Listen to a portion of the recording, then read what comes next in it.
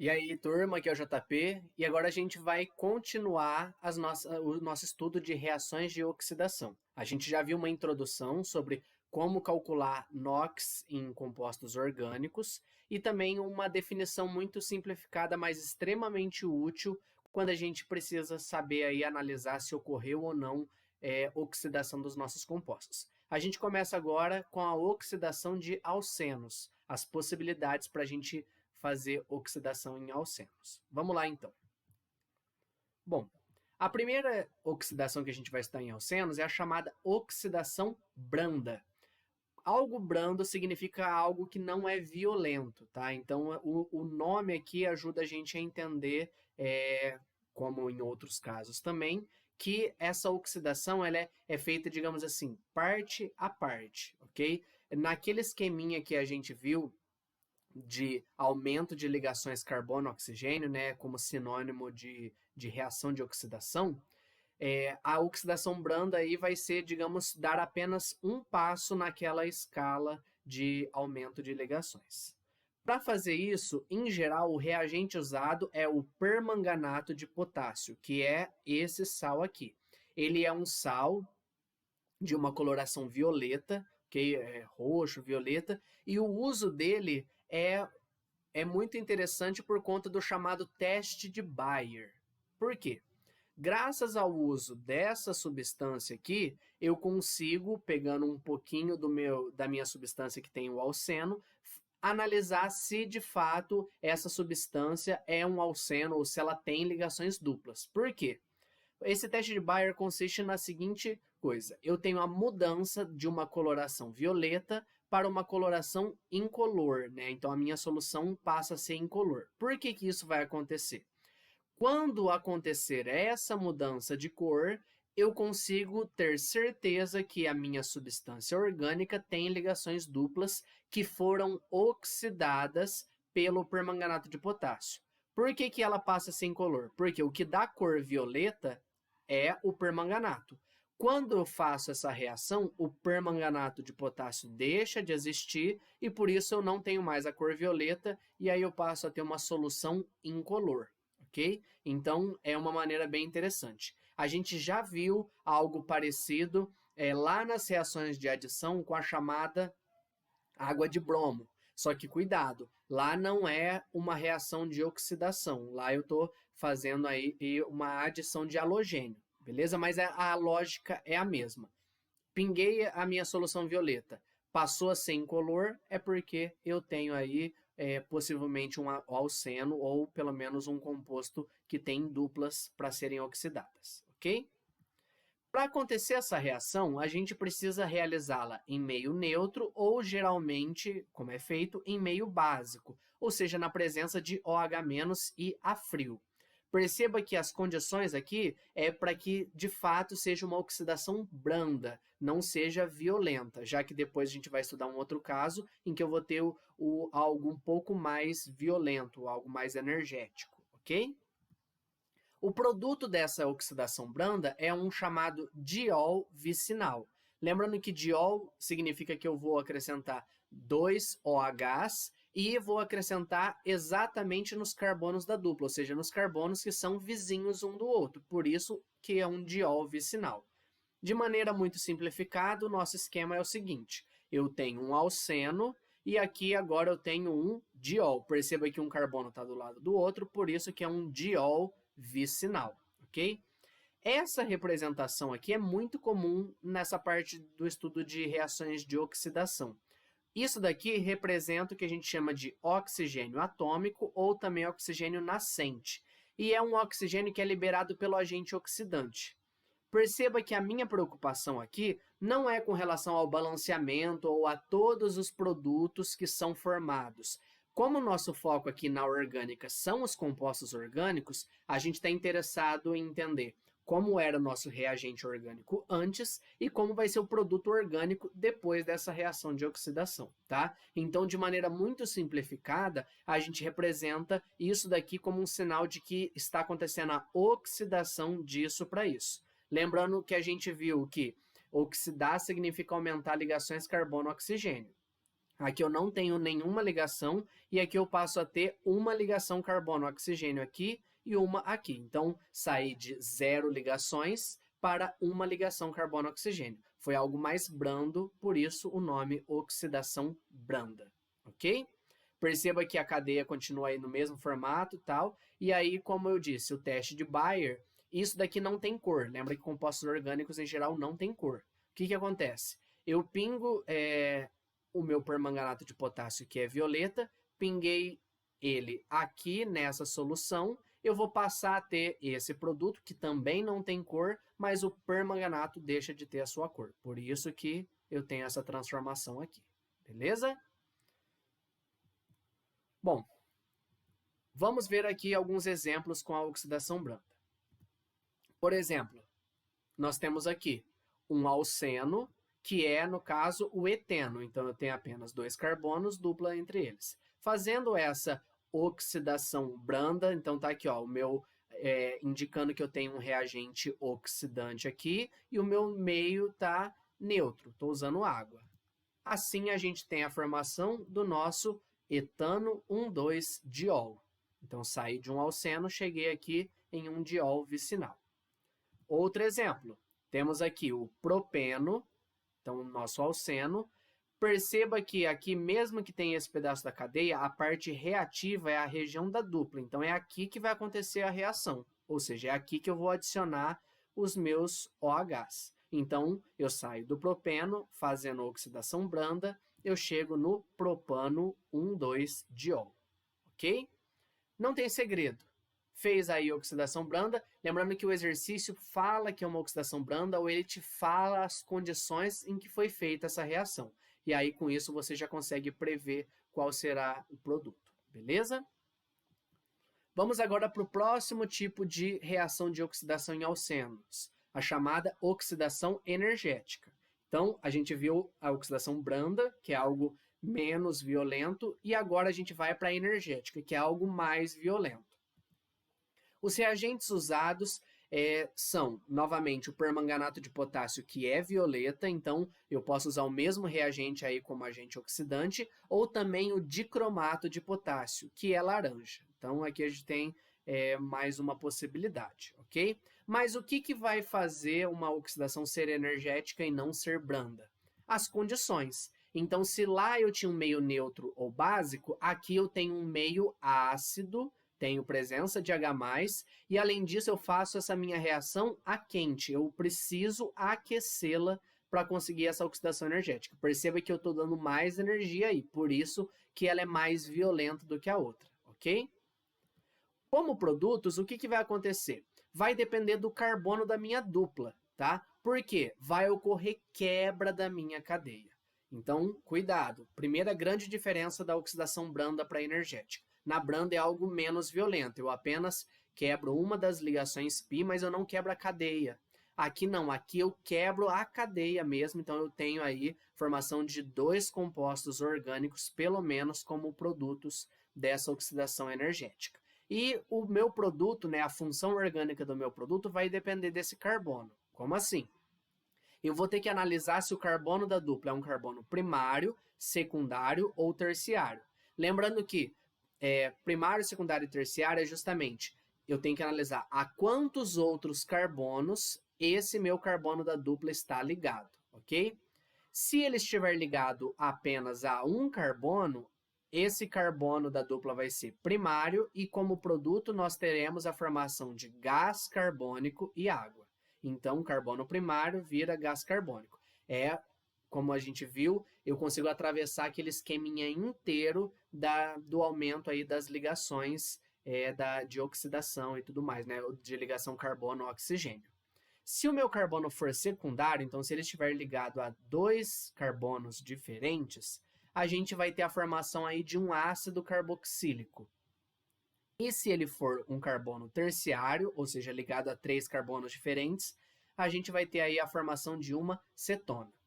Cuidado, tá? Porque aqui nesse conteúdo a gente vai ver várias tabelinhas nesse esquema. Se a gente segue uma lógica muito simplificada, que é o que eu vou mostrar agora, não tem erros dentro dessas reações de oxidação, ok? Um detalhe interessante, Por que aqui vai formar o gás carbônico e água? Na verdade, o que se forma antes aqui é o chamado ácido carbônico. E o ácido carbônico, como a gente já estuda lá na inorgânica, ele é um ácido muito instável e que se transforma em gás carbônico. Então, ele existe por um curto período de tempo, mas aí como o meio está ácido, eu favoreço que ele se decomponha em gás carbônico mais água. Vamos ver alguns exemplos aqui para que a gente não fique com dúvidas dentro disso. Por exemplo, tá aqui, ó. Perceba que eu tenho ó, meu alceno e aqui eu tenho o oxigênio atômico, né? Oxigênio nascente, ou seja, ele está vindo de algum agente oxidante, não importa qual. Só que eu sei que é energética porque eu vou ter aqui meio ácido e aquecimento. Bom, como a gente sabe que vai ser energética, ocorre quebra da dupla. Então é aqui que você tem que traçar. Desenha esse tracejado para mostrar que eu vou quebrar a dupla. E aqui, agora eu vou analisar. Esse primeiro carbono que eu tenho aqui, né, o carbono em azul, ele está ligado a um carbono e a outro. Ele é um carbono do tipo secundário. Já esse carbono em verde está ligado apenas a um carbono. Lembra que a gente conta quantos carbonos diferentes, não é a ligação que a gente vai contar, tá bom? Então, esse carbono em verde é primário. Assim, os produtos da oxidação energética desse composto vão ser justamente esse e esse daqui, e a água como consequência. Olha só, o que a gente tem aqui? Ó? Carbono secundário virou ácido carboxílico. Coloquei aqui o máximo de ligações que eu poderia colocar carbono-oxigênio, ok? No lugar onde eu quebrei a dupla, que são 3, tá certo? Temos um ácido carboxílico. Já nesse daqui, colocando o máximo de ligações carbono-oxigênio que eu consigo, eu tenho a formação de gás carbônico, CO2. Beleza? Então, a gente sai aqui, por exemplo, ó, esse daqui é o propeno, que quando eu faço uma oxidação energética, eu tenho a formação aqui de ácido etanóico e gás carbônico e água, ok?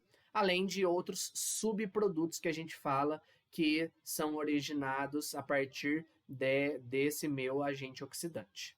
Outro exemplo, temos aqui, temos essa cadeia, ok? Novamente, tem uma dupla, tenho o meu oxigênio atômico aqui, meio ácido e aquecimento. Oxidação energética, quebra a cadeia. O carbono em vermelho está ligado a 3 carbonos diferentes, então ele é um carbono terciário, ok? O carbono em azul está ligado a 2 carbonos diferentes, ele é secundário. Bom, o que eu vou fazer? Eu vou quebrar a cadeia e colocar aqui. Como eu não consigo romper essa ligação simples aqui entre os carbonos, o máximo de ligações carbono-oxigênio que eu coloco são 2. Por isso que aqui eu vou formar uma cetona, ok? Então, o meu produto do carbono em vermelho forma aqui uma cetona. Já o meu produto em azul, como ele é secundário, eu consigo trocar, né, o meu hidrogênio aqui por oxigênio. O que não dá para trocar é carbono por oxigênio. O que eu vou fazer? Secundário vai aumentar aqui, ó. Perceba que eu não tinha nenhuma ligação carbono-oxigênio e no máximo aqui eu consegui chegar em 2 nesse caso e em 3 nesse caso. Aqui nós temos um ácido carboxílico, tá? Então, o que determina o tipo de produto que eu vou ter é justamente o tipo de carbono que eu tenho. Por que a gente não considera aqui carbono quaternário? Porque como eu tenho uma dupla, né, porque lá que eu vou quebrar a minha cadeia, o máximo que eu vou conseguir ter é um terciário. Não vou conseguir carbono quaternário com ligação dupla, ok? Então fica aí 2 exemplos para a gente analisar. Quebra a cadeia e analisa os produtos que a gente vai ter, tá certo? Lembrando que ela é energética, então ela é mais violenta. Ela consegue atravessar mais aquele esqueminha que a gente viu lá do aumento de ligações carbono-oxigênio. Continuando. Um outro tipo de oxidação em alcenos, e aí é um tipo um pouquinho mais particular, é a chamada ozonólise, ok? Como o próprio nome diz, o que eu vou usar como reagente? Eu vou usar ozônio, ok? O gás ozônio e também vou utilizar água. Então, usei ozônio, eu tenho uma chamada ozonólise. Se eu usar aqueles tradicionais que são o dicromato de potássio, permanganato de potássio, aí é só oxidação branda ou energética, dependendo da condição. Para eu poder fazer uma ozonólise, uma das condições é o uso de zinco metálico, tá? Pó de zinco. Por quê? Esse zinco vai interferir nos produtos, como a gente vai ver daqui a pouco. Então, ter ou não esse zinco faz com que eu tenha produtos diferentes. E como produtos, a gente vai ter água oxigenada, peróxido de hidrogênio, e, novamente, quebra da cadeia na dupla ligação. Perceba que aqui, ó, a terminação lise indica quebra. Então, é uma quebra em que eu vou usar o ozônio como reagente, tá certo? Então, casos que ocorrem quebra, oxidação energética e ozonólise. Quais vão ser esses produtos? Bom, com zinco, se eu tiver a formação, né, se eu tiver a presença de zinco, eu vou formar aldeídos e cetonas, ok? Então, dependendo do carbono, eu formo um aldeído ou uma cetona. Por que eu vou formar isso? Porque eu vou conseguir fazer com que a água oxigenada que foi formada e que pode agir como agente oxidante seja destruída, né, seja consumida pelo zinco metálico, formando aqui, por exemplo, óxido de zinco e água.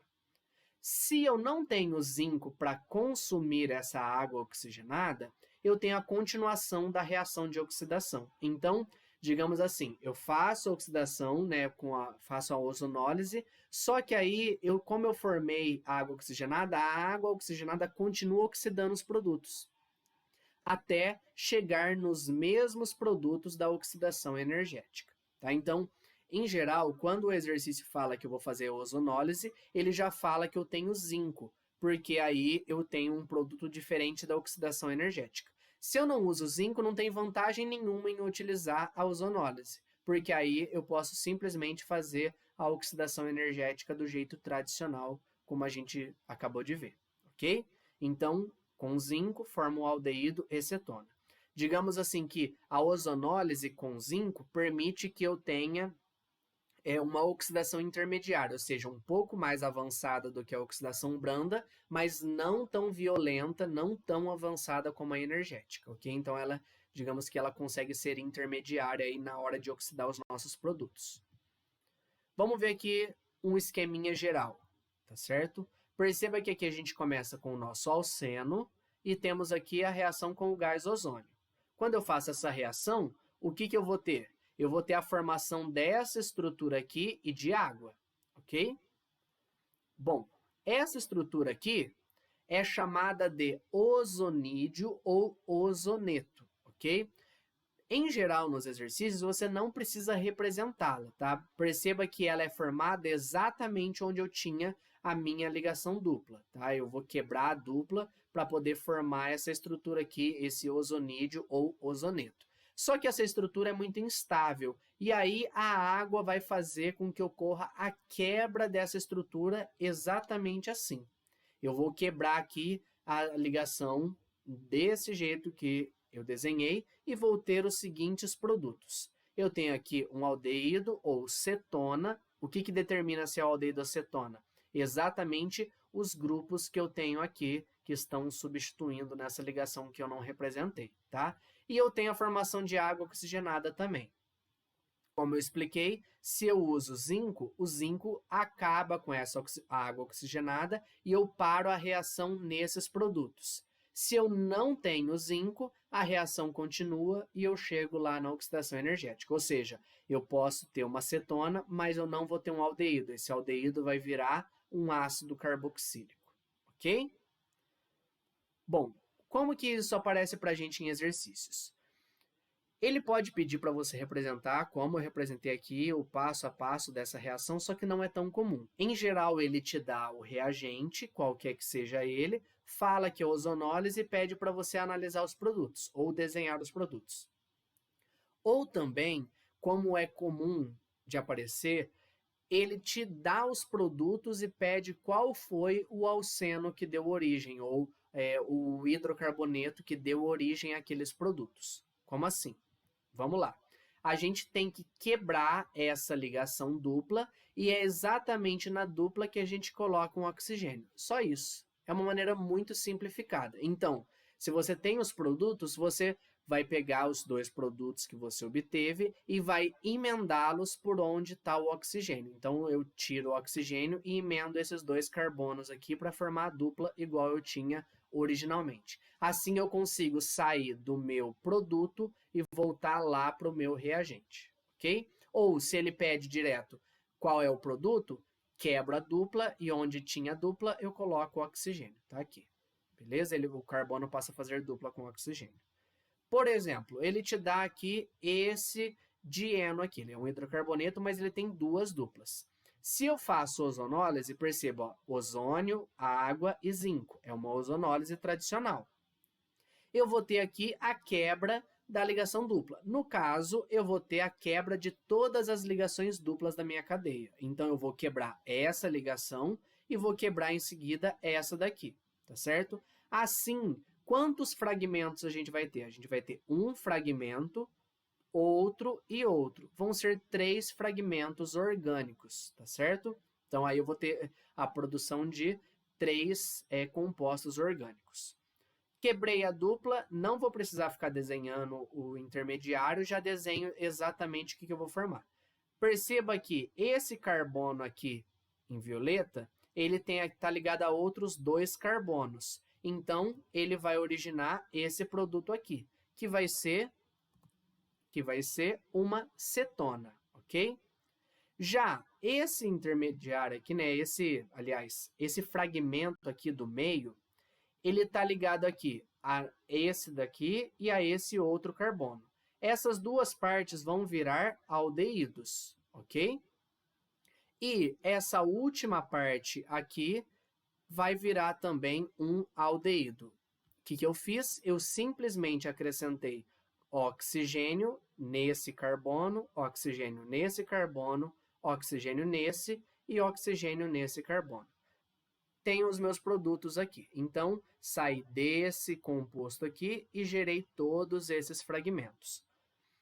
Se eu quero voltar, é só eu emendar por onde eu quebrei a minha cadeia. Não tem segredo. Esse é o esquema aí dentro das reações de oxidação que a gente viu, tá certo? Então, a ozonólise gera aldeídos ou cetonas na presença de zinco. O que determina se esse carbono tem ou não hidrogênio nele. Se o carbono da dupla tiver hidrogênio, eu formo aldeído. Se o carbono da dupla não tiver hidrogênio, eu formo cetona. Beleza? A gente fecha a nossa primeira parte aí, vendo um pouco mais aprofundado as reações de oxidação, né? A gente viu oxidação em alcenos, e agora a gente vai para o nosso próximo vídeo, em que a gente tem a oxidação com outros compostos orgânicos. Qualquer dúvida, estou à disposição. Até a próxima. Tchau, tchau.